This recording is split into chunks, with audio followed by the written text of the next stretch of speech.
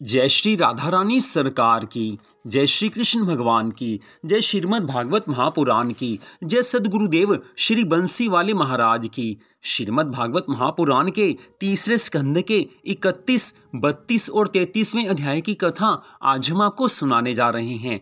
तीसरे स्कंद में कुल 33 ही अध्याय हैं, तो आज तीसरे स्कंद की कथा का विश्राम हो जाएगा। अगले भाग में आप चौथे स्कंद की कथा का शुभारंभ सुन पाएंगे। तो श्रीमद् भागवत कथा हमारे जीवन को सुधार देती है, हमारे मन को भगवान की भक्ति में लीन कर देती है। मनुष्य मात्र अगर भगवान से प्रेम कर लेता है तो जीवन में सुख, शांति, आनंद आ जाते हैं। जिस आनंद के लिए हर कोई भटक रहा है, वो आनंद केवल प्रभु चरणों में मिलता है, केवल भगवान की भक्ति से मिलता है। आज भगवान कपिल देव जी महाराज माता देवहूति से कहने लगे हैं कि हे माता, जो मनुष्य भगवान की भक्ति नहीं करते, भगवान के चरणों में अपने मन को नहीं लगाते और बुरे कर्मों के विपरीत शुभ कार्यों को नहीं करते, उनकी दशा ऐसी ही होती है कि उन्हें 84 लाख योनियों में भटकना पड़ता है। हे माता, उन्हें वे 84 लाख योनियों में भ्रमण करते हैं, उसके बाद उन्हें मनुष्य शरीर की प्राप्ति होती है, परंतु तब वे लोग रोगी, दरिद्री, कुरूप आदि होकर जगत में बहुत से दुख भोगते हैं।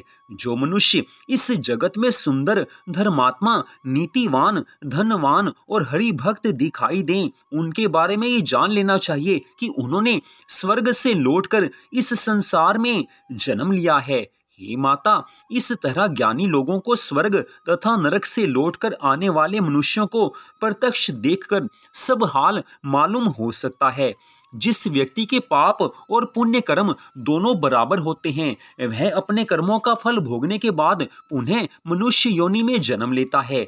जिस व्यक्ति का केवल पुण्य ही होता है, पाप नहीं होता, मरने के बाद वह देवता या गंधर्व का शरीर प्राप्त करके देवलोक या स्वर्ग लोक में वास करता है। हे माता, श्रीहरि भगवान की इच्छा से यह जीव देवता, मनुष्य, शूकर या कुत्ता जिस किसी योनि में जन्म लेता है, सदा उसी में बने रहने की इच्छा करता है। श्री हरि की कृपा के बिना उसका मन जगत से वैराग्य धारण नहीं करता है। जिस देह को प्राणी अपना जानकर पालता पोषता रहता है, वह शरीर भी तो अपना नहीं रहता है, वह भी स्थिर नहीं रहता है। सतोगुणी, रजोगुणी और तमोगुणी ये 3 तरह के स्वभाव होते हैं।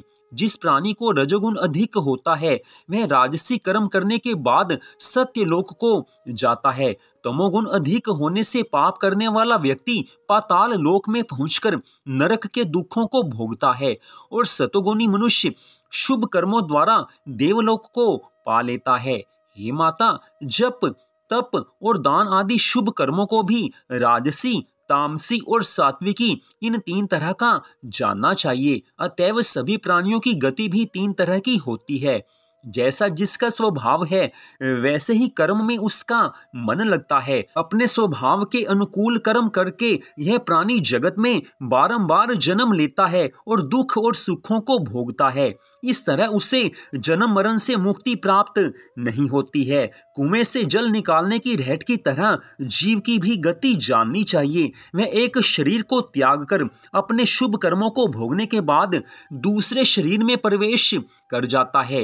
यहाँ पर कपिल देव जी भगवान कह रहे हैं कि मनुष्य का जैसा स्वभाव होता है, वैसे ही कर्मों में उसका मन लगता है। लेकिन आजकल के इस समय में अच्छा स्वभाव होना, भगवान की भक्ति होना, ये बड़ा कठिन है। इस कारण कहा जाता है इस स्वभाव को सुधारना है तो श्रीमद् भागवत कथा सुननी चाहिए या पढ़नी चाहिए। यही कथा मनुष्य के जीवन को सुधार देती है, स्वभाव को सुधार देती है। जिसका स्वभाव सुधर गया, उसके लिए भगवान दूर नहीं रहते हैं। आज कपिल देव जी भगवान के इन वचनों को सुनकर माता देवहूति ने कहा है कि हे प्रभु, जब यही स्थिति है, तब तो जीव का इस संसार से किसी भी तरह छुटकारा नहीं हो सकता है।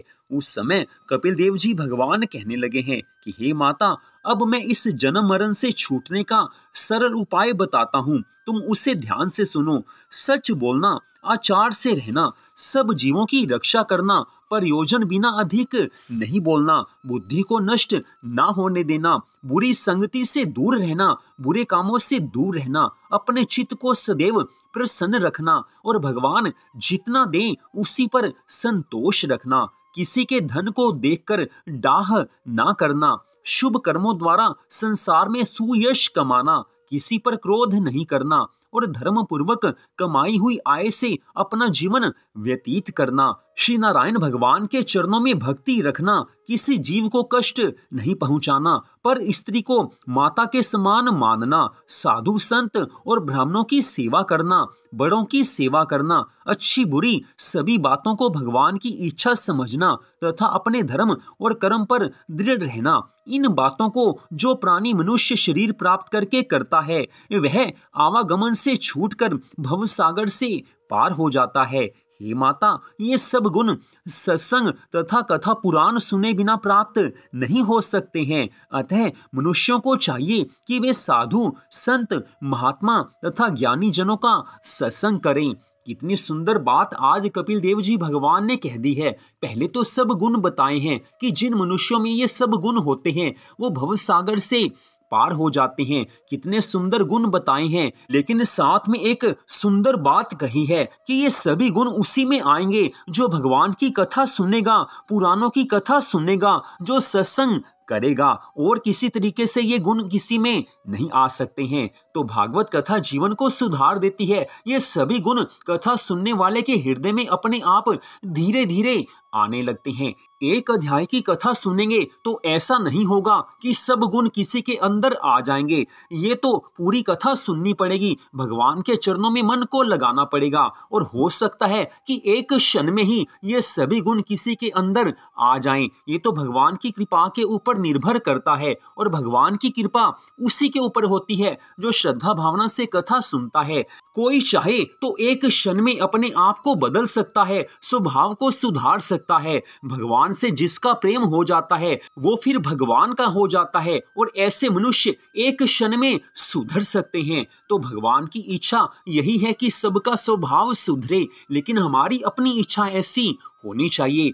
होने को तो सब कुछ हो सकता है, बस हमें प्रयास करना है। 32वें अध्याय की कथा में भगवान कपिल देव जी महाराज माता देवहूति से कहने लगे हैं कि हे माता, मैंने तुमसे स्त्री और धन दोनों को बुरा कहा है। इससे आपके हृदय में ऐसा संदेह प्रकट होगा कि संसार के सभी जीवों की उत्पत्ति स्त्री से तथा सुखों की प्राप्ति धन से होती है। तब इन दोनों को त्यागने से संसारिक काम कैसे चलेंगे, इसका हाल मैं तुमसे कहता हूँ। सुनो, मैंने गृहस्थों के लिए ही स्त्री तथा धन को छोड़ने के लिए कहा है। जो लोग गृहस्थ आश्रम को छोड़कर परमेश्वर के नाम पर साधु, वैरागी अथवा सन्यासी हो जाते हैं, तथा जो वन या तीर्थों में रहकर श्री नारायण भगवान के ध्यान और स्मरण में अपना जीवन व्यतीत कर देते हैं, उन्हीं लोगों के लिए स्त्री और धन का निषेध किया गया है। लेकिन जो मनुष्य गृहस्थ हैं, जो गृहस्थ आश्रम में रहकर भी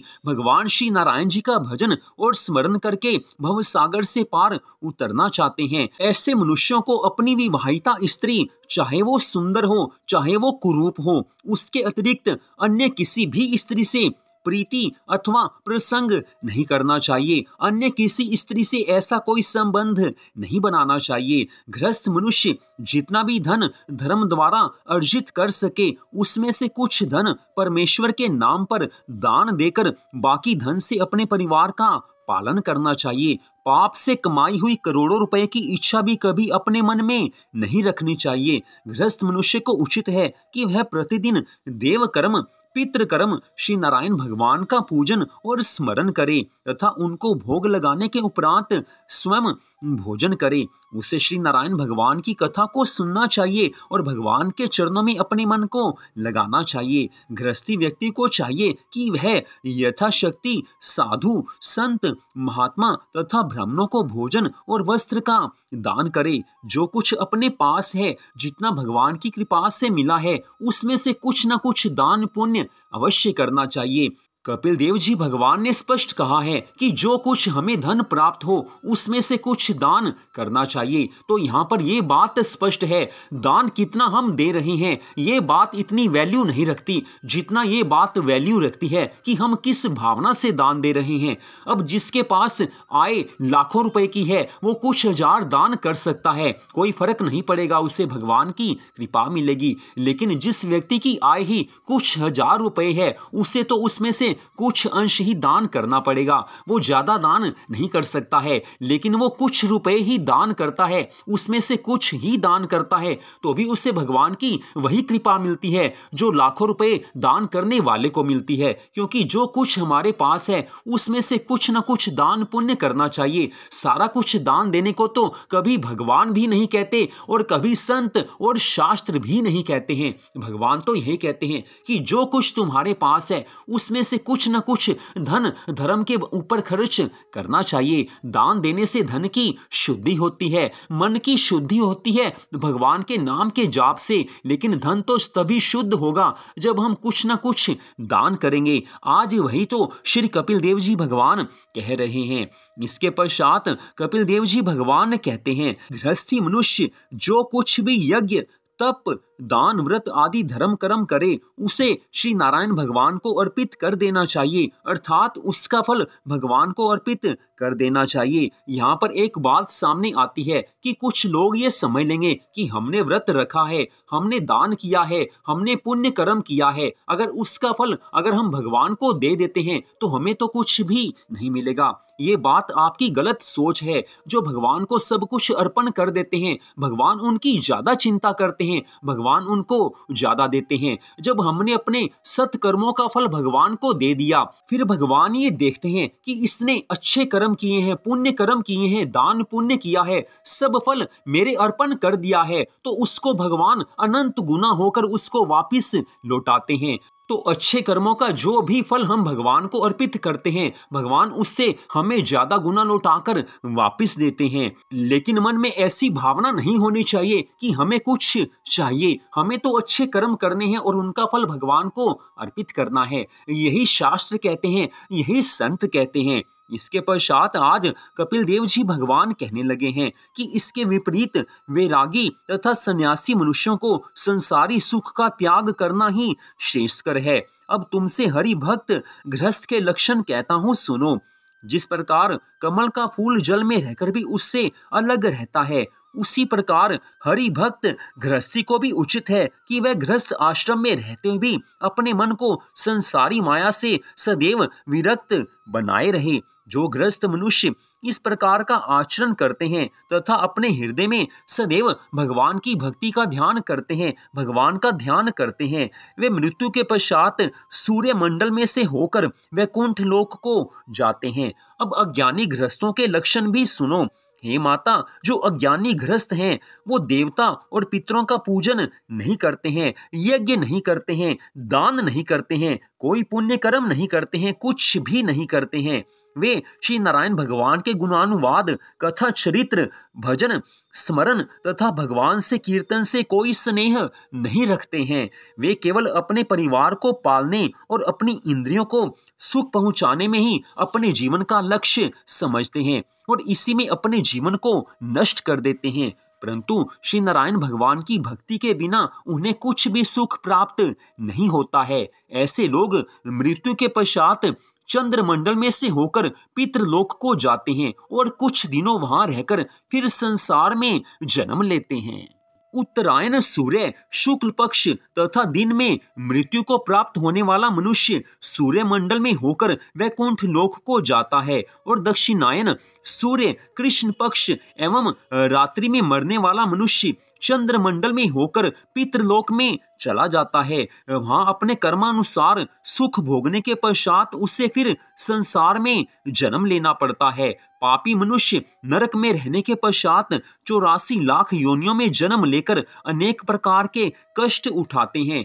जब तक मनुष्य इंद्रियों के सुख से विमुख नहीं होता तब तक उसका शरीर अंगुष्ठ प्रमाण जैसा बना रहता है और आवागमन से मुक्ति नहीं पाता है। जो मनुष्य मुक्त हो जाता है उसका वह शरीर छूट जाता है तथा उसे संसार में फिर कभी जन्म नहीं लेना पड़ता है। हे माता, इसके अतिरिक्त मुक्त होने के 3 मार्ग और हैं, वह भी सुनो। पहला ये कि जो मनुष्य वेद शास्त्रों में लिखे गए वर्ण धर्म के अनुसार अपने वर्ण के लिए उचित कार्यों को करता है और बुरे कर्मों से दूर रहता है, वह मुक्त हो जाता है। दूसरा ये कि जो मनुष्य स्नेह पूर्वक श्री नारायण भगवान का पूजन और स्मरण करता है, वह भी मुक्त हो जाता है। और तीसरा वो जो मनुष्य सब जीवों में परमेश्वर का एक सा चमत्कार जानकर किसी के साथ भी शत्रुता नहीं रखता है, सबसे प्रेम रखता है, वह भी मुक्त हो जाता है। ये तीनों प्रकार के मनुष्य भी मुक्ति पद को प्राप्त कर लेते हैं। तो यहाँ पर कपिल देव जी भगवान ने स्पष्ट बताया है कि जो लोग उत्तरायण सूर्य शुक्ल पक्ष तथा दिन में मृत्यु को प्राप्त होते हैं, वे सूर्य मंडल में से होकर वैकुंठ लोक को जाते हैं, और दक्षिणायन सूर्य कृष्ण पक्ष और रात्रि में मरने वाले मनुष्य चंद्र मंडल में होकर पितृलोक में जाते हैं। लेकिन जो मनुष्य पापी होते हैं वो सीधा नरक में जाते हैं। अब यहाँ पर एक बात स्पष्ट है कि कोई मनुष्य भगवान का भक्त है, उसने अपना जीवन सदा भगवान के चरणों में लगाया है, हर क्षण उसने भगवान की भक्ति की है, वो भगवान की कथा भी सुनता है, भगवान के नाम का जाप भी करता है, वो पूरी तरह से भगवान का भक्त बन चुका है। घर में रहते हुए भी उसने मन को प्रभु चरणों में लगा दिया है, श्री राधा कृष्ण भगवान की भक्ति में लगा दिया है, अपने इष्ट देव भगवान की भक्ति में लगा दिया है। जिसका पूरा जीवन सात्विक है, जिसने भगवान की भक्ति से अपने जीवन को सराबोर कर दिया है, तो ऐसा व्यक्ति चाहे दिन में मरे चाहे रात में मरे, जी हाँ, चाहे उसकी मृत्यु दिन में हो चाहे रात्रि में हो, चाहे दक्षिणायन सूर्य में हो चाहे उत्तरायण सूर्य में हो, ऐसा व्यक्ति कभी भी मृत्यु को प्राप्त हो, कहीं भी मृत्यु को प्राप्त हो, वो सीधा भगवान के धाम में जाता है, वो सीधा भगवान के वैकुंठ धाम में जाता है, वो सीधा भगवान के गोलोक धाम में जाता है। क्योंकि जो भगवान के भक्त होते हैं वो और कहीं जा ही नहीं सकते हैं, उनको तो भगवान अपने धाम में लेकर जाते हैं। उनके लिए ऐसा कोई नियम नहीं है कि वो दिन में मरे या रात में मरे, क्योंकि ऐसे जो नियम हैं वो साधारण लोगों के लिए हैं जो शुभ कर्म करने में विश्वास रखते हैं, जिनका एकमात्र लक्ष्य है कि अच्छे कर्म करना। वो भगवान की भक्ति नहीं करते लेकिन दान पुण्य बहुत करते हैं, देवी देवताओं की पूजा करते हैं लेकिन भगवान की भक्ति नहीं करते हैं। तो ऐसे लोगों के लिए दिन रात, दक्षिणायन सूर्य, उत्तरायण सूर्य आदि के ये विधान बने हैं। लेकिन जो भगवान के भक्त हैं वो तो जीवन में हमेशा भगवान की भक्ति करते हैं। उनकी मृत्यु कभी भी हो, कहीं भी हो, किसी भी टाइम हो, किसी भी समय हो, किसी भी दिन हो, किसी भी मुहूर्त में हो, वो सीधा भगवान के धाम में जाते हैं। क्योंकि भगवान श्री कृष्ण जी ने अर्जुन से स्पष्ट कहा था कि हे अर्जुन, जो मेरे भक्त होते हैं वो इस जीवन के पश्चात सीधा मेरे धाम में आते हैं। मेरे भक्त और कहीं जा ही नहीं सकते हैं, अपने भक्तों की मैं सदा रक्षा करता हूं। तो यहाँ पर इस बात पर विश्वास रखना चाहिए कि अगर हम भगवान की भक्ति करते हैं तो हमें जीवन के अंत समय में भगवान का धाम ही मिलेगा। दिन में मरे चाहे हम रात में मरे, चाहे किसी भी समय हमारी मृत्यु हो, केवल भगवान के धाम में हम जाएंगे ही जाएंगे। श्री राधा रानी सरकार ये अपने भक्तों से वादा करती हैं, भगवान श्री कृष्ण जी अपने भक्तों से ये वादा करते हैं, और जो कुछ भगवान कह देते हैं वो तो त्रिकाल सत्य है। इस कारण अपने जीवन के हर क्षण को हमें प्रभु की भक्ति में लगा देना चाहिए। इसके पश्चात 33वें अध्याय में आज मैत्रेय ऋषि विदुर जी से कहने लगे हैं कि हे विदुर जी, इस ज्ञान को सुनने के बाद माता देवहूति ने कपिल देव जी भगवान को दंडवत प्रणाम किया है और इस प्रकार से प्रार्थना की है कि हे प्रभु, आपके उपदेश से मेरा संसारी माया मोह तथा कर्दम जी के वियोग का दुख समाप्त हो गया है, अतः मुझे गृहस्थ आश्रम की इच्छा नहीं रही है। हे महात्मन, महाप्रलय के समय ब्रह्मा आदि देवता भी आपकी माया में पड़कर नष्ट हो जाते हैं और वह आपकी माया भी आपके स्वरूप में लीन हो जाती है। उस समय आप अकेले ही अंगुष्ठ प्रमाण बालक का स्वरूप धारण करके बरगद के पत्ते के ऊपर क्षीर सागर में शयन करते हैं। अवतार धारण करना आपकी इच्छा पर ही निर्भर करता है। जिस प्रकार पहले आपने वाराह, मत्स्य, कच्छप, नरसिंह और वामन आदि अवतार धारण करके तथा अपने भक्तों को लीला दिखाकर गोलोक धाम को प्रस्थान किया था, उसी प्रकार आपने मेरे गर्भ से प्रकट होकर मुझे ज्ञान दिया है। इतनी कथा सुनाकर आज मैत्रेय ऋषि विदुर जी से कहने लगे हैं कि हे विदुर जी, माता देवहूति द्वारा इस प्रकार प्रार्थना किए जाने पर श्री कपिल देव भगवान जी प्रसन्न होकर कहने लगे हैं कि हे माता, जो ज्ञान मैंने तुम्हें दिया है, तुम इस ज्ञान को सूर्य के समान प्रकाशवान और अत्यंत उत्तम जानो। जिस प्रकार सूर्य के प्रकाश के सम्मुख अंधकार समाप्त हो जाता है, उसी प्रकार इस ज्ञान के प्राप्त होने पर हर मनुष्य का अज्ञान दूर हो जाता है। ये ज्ञान ऐसा परम सुंदर ज्ञान है कि जिससे जीवन प्रभु में बन जाता है, भगवान का वो इंसान बन जाता है जो इस ज्ञान को अपने जीवन में उतार लेता है।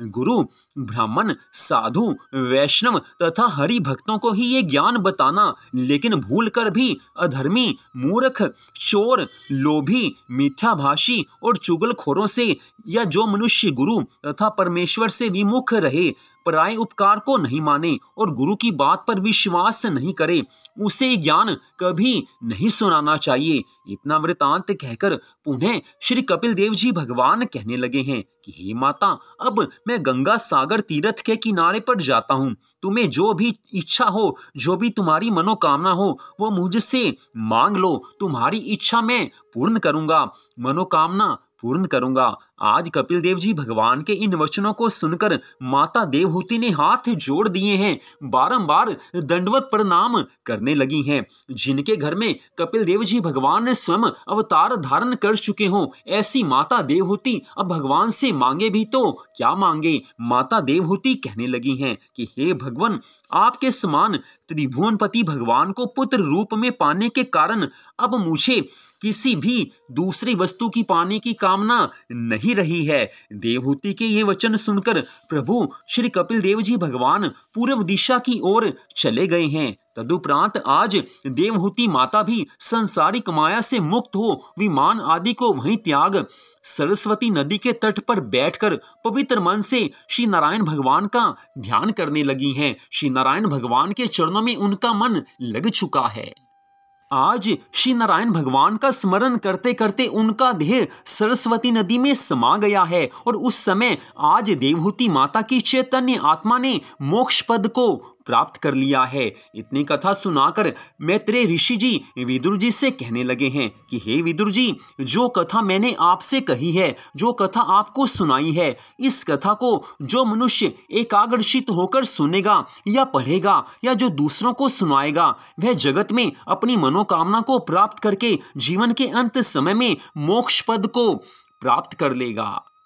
तो इस कथा का विश्राम मैत्रेय ऋषि यहाँ पर करते हैं कि जो इस कथा को श्रद्धा भावना से सुनता है या पढ़ता है या जो दूसरों को सुनाता है, उसकी मनोकामनाएं पूर्ण हो जाती हैं, उसे मनोइच्छित फल मिल जाता है और जीवन के अंत समय में उसे भगवान के धाम में स्थान मिलता है, उसे मोक्ष मिल जाता है। इससे अच्छा फल इस कथा का और क्या हो सकता है।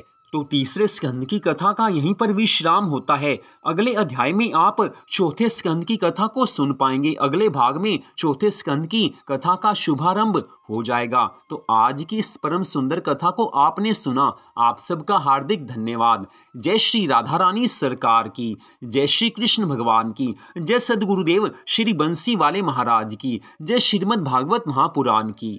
जय जय श्री राधे, जय जय श्री राधे, जय जय श्री राधे श्याम।